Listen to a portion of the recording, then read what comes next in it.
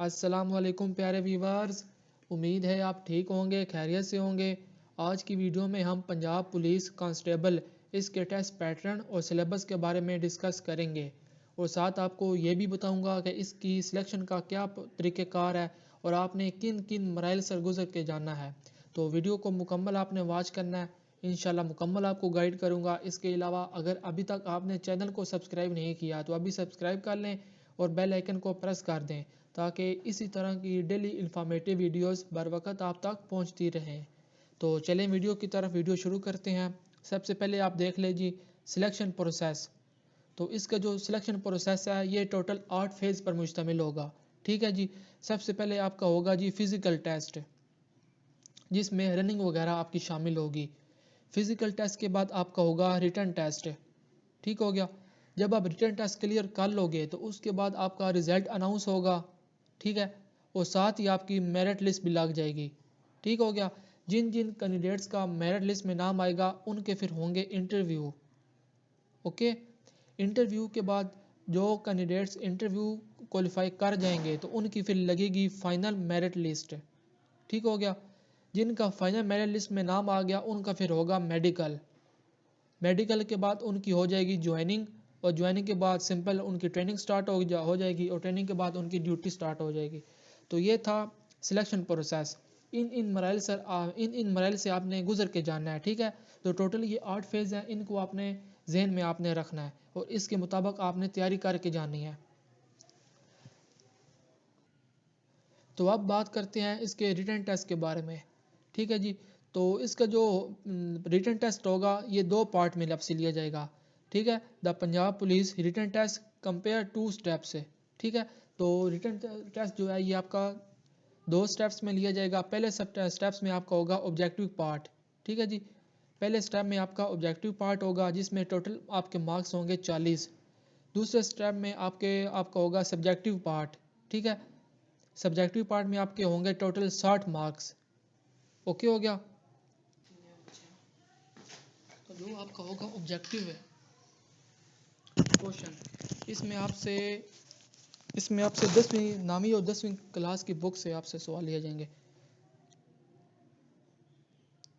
तो जो आपको ऑब्जेक्टिव क्वेश्चन होगा इसमें कौन कौन से सवाल आपको किस किस सब्जेक्ट के रिलेटेड सवाल पूछे जाएंगे ये आप समझ लें। इसमें आपसे होंगे इंग्लिश के सवाल, इंग्लिश के ग्रामर के सवाल जो कि नामी और 10वीं किताब से नामी और 10वीं की इंग्लिश की किताब से लिए जाएंगे।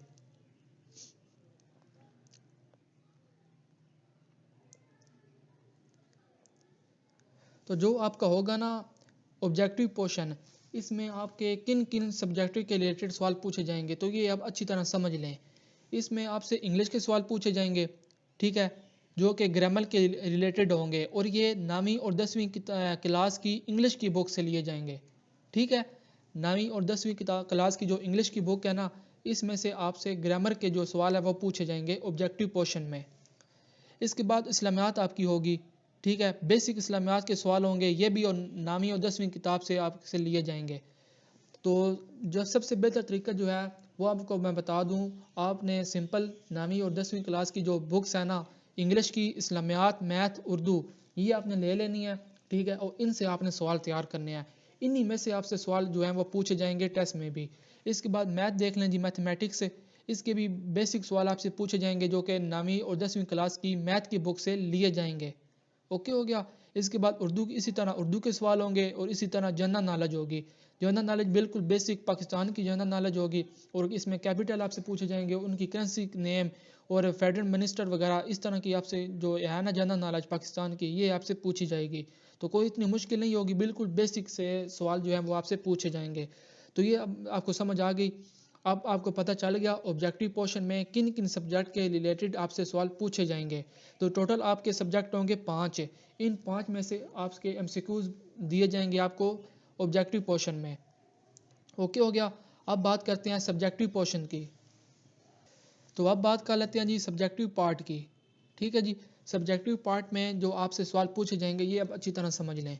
इसमें सबसे पहले आपसे एक ऐसे लिखवाया जाएगा। ठीक है।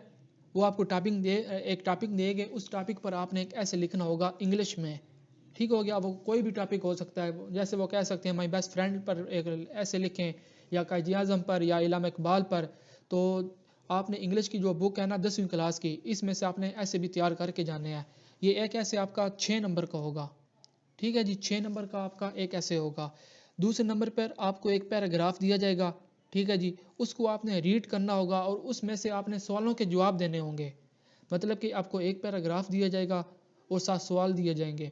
उस पैराग्राफ को आपने रीड करके उनमें से उन सवालों के जवाब आपने तलाश करने होंगे, ठीक है। तो ये सवाल भी आपको दिया जाएगा और ये 3 नंबर का होगा। इसके बाद तीसरे नंबर पर आपको use the word in sentence है, ये भी आपको आना चाहिए। ये भी 3 नंबर का सवाल आपसे पूछा जाएगा पेपर में। इसके बाद देखें जी, question from any social study subject है। तो सोशल स्टडी यानी कि आपको वो कोई किसी भी टॉपिक पर आपसे वो सवाल पूछ सकते हैं। जैसे कि अब पाकिस्तान में इलेक्शन हुए हैं, तो वो आपसे पूछ सकते हैं कि इस इलेक्शन में पाकिस्तान पीपल पार्टी ने कितनी सीटें जो हैं वो जीती हैं, इसके अलावा नून लीग ने कितनी सीटें जीती हैं। तो ये सोशल स्टडी इस तरह के, यानी कि इस टॉपिक पर वो कोई भी सवाल आपसे पूछ सकते हैं। टोटल वो आपसे 3 सवाल पूछेंगे और तीनों सवाल जो होंगे वो 4-4 नंबर के होंगे, ठीक है। इसके बाद देखें, इसके बाद आपसे वो पूछेंगे question from factorisation chapter of mathematics है। तो 10वीं क्लास की जो मैथ की बुक होगी ना, इसमें से एक चैप्टर होगा फैक्टराइजेशन। इसमें से वो आपको एक सवाल देंगे जो आपने सॉल्व करना होगा और ये भी 4 नंबर का होगा। इसके बाद देखें question from log chapter of mathematics, log वाले चैप्टर से भी आपको एक सवाल दिया जाएगा, ये भी 4 नंबर का होगा। इसके बाद आगे देखें, इसके बाद देखें जी, question from the geometry and trigonometry chapter of mathematics है। तो इस चैप्टर में से भी एक सवाल होगा। ये तीनों सवाल आपसे पूछे जाएंगे 4-4 नंबर के, ठीक है। तो ये मैथ की आपने बुक ले लेनी है 10वीं क्लास की, और उसमें से ये जो 3 चैप्टर मैंने आपको बताया है ना, लॉग वाला चैप्टर, फैक्टराइजेशन वाला और जियोमेट्री वाला, इन तीनों चैप्टर में से वो एक एक सवाल आपसे पूछेंगे और ये 4-4 नंबर का एक सवाल होगा। इसके बाद बात कर लेते हैं जी, राइट एन ऐसे इन उर्दू, ठीक है। आपसे उर्दू में भी एक ऐसे आपको लिखवाया जाएगा जो कि 6 नंबर का होगा, और टॉपिक वो कोई भी टॉपिक हो सकता है, ठीक है। तो उर्दू में तो आप लिख ही लोगे। इसके बाद देखें जी, read the given poetry and answer given question. इसके बाद फिर वो आपको एक पैराग्राफ देंगे जो कि पोएट्री वाला होगा और 7 सवाल देंगे। उस पैराग्राफ को आपने रीड करना है और उसमें से सवालों के जवाब आपने तलाश करने होंगे। ये भी 3 नंबर का होगा। ओके हो गया। इसके बाद नीचे ये कुछ है आयत आयत वाले हैं और कुरान पाक की हदीस वगैरह दी जाएंगी और कुछ आयात होंगी। इनको आपने ट्रांसलेट करना होगा, ठीक हो गया। इनको आपने ट्रांसलेट करना होगा। ये भी 4-4 नंबर के सवाल आपसे पूछे जाएंगे। तो ये था सिलेबस। उम्मीद है आपको समझ आ गई होगी। अगर किसी चीज़ की आपको समझ नहीं आई तो वीडियो को दोबारा वॉच करें या मुझसे कमेंट बॉक्स में पूछ सकते हो। इंशाल्लाह आपको मैं फ़ौरन रिप्लाई करूँगा। इसके अलावा इसी चैनल पर आपको इसकी मुकम्मल तैयारी भी करवाई जाएगी, तो इस चैनल को लाजमी तौर पर आप सब्सक्राइब कर लो। अब मुलाकात होगी नेक्स्ट वीडियो में, तब तक के लिए अल्लाह हाफिज़।